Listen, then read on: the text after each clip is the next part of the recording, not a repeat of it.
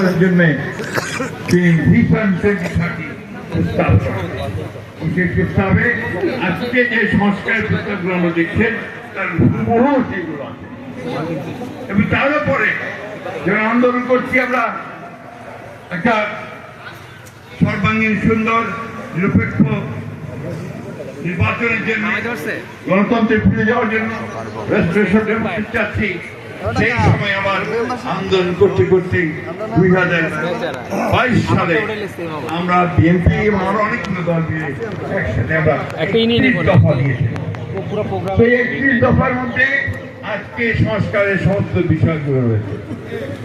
তাই যারা আজকে বলছেন যে বিএনপি সংস্কার চায় না, সংস্কার করতে চায় না, তারা সত্যের অপরাধ করছেন, মিথ্যা কথা বলছেন, জাতিকে বিভ্রান্ত করার চেষ্টা করতে হবে।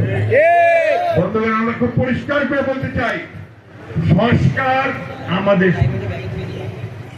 আমরা এই দেশকে সংস্কার করে রাজনীতি হবে নাকি? ভাই, জীবন ভাই, তাদের সম্মানকে বাড়াতে হবে নাকি? তাহলে হবিগঞ্জকে আরো সাংগঠনিক ভাবে দৃঢ় করতে হবে। ছাত্র দল, যুব দল, স্বেচ্ছাসেবক দল, মহিলা দল, কৃষক দল, শ্রমিক দল আরো সুসংগঠিত করবে। আর সবসময় মনে রাখবেন যে কোন রকমের কোন দুর্ঘটনা, কোন খারাপ ঘটনা যেন বিএনপিকে আক্রমণ করতে না পারে, সবসময় মনে রাখবেন। এবং আমার স্পষ্ট ঘোষণা দিয়েছেন যে আমার দুষ্ট গরু দিয়ে গোয়ালের চাইতে আমার শূন্য গর্ব। আর যারা অপকর্ম করবেন তাদেরকে এই দলে রাখা হবে না। পরিষ্কার ঘটনা মাথায় আপনারা খুব সৌভাগ্যবান।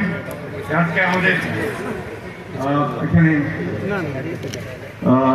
আইসিটি যেটা আপনার আন্তর্জাতিক অপরাধের যে বিচার, সেই বিচারের যিনি মূল প্রসিকিউটর তিনি